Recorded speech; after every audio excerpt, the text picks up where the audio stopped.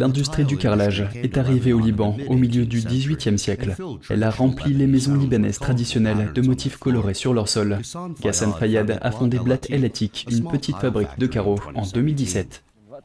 Depuis que nous avons commencé et jusqu'à aujourd'hui, la demande est en hausse et elle est vraiment bonne. Les gens délaissent les céramiques qui étaient à la mode et reviennent aux carreaux qui se trouvaient dans les maisons de nos grands-parents.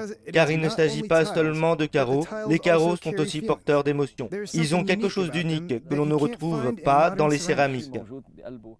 En 2020, une explosion accidentelle dans le port de Beyrouth a tué près de 220 personnes et en a blessé plus de 6000 et a causé des dégâts considérables.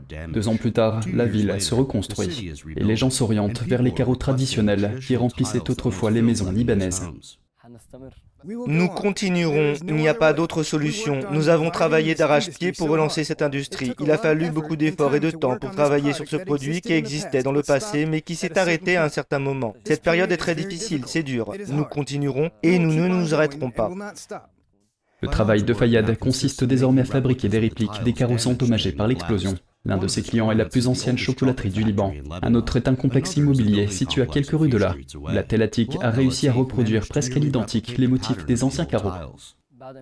Après l'explosion du port de Beyrouth, nous avons malheureusement travaillé sur de nombreux projets de restauration. Nous travaillons toujours sur des projets de restauration de vieilles maisons qui ont été endommagées. Nous fabriquons principalement des carreaux identiques aux anciens. Nous créons de nouveaux moules sur la base de l'ancien modèle. La reconstruction après l'explosion de 2020 n'est pas le seul défi auquel est confronté le Liban. Le pays continue de lutter contre la flambée des prix de l'essence, de l'électricité et des denrées alimentaires. Andrew Thomas, NTD Actualité.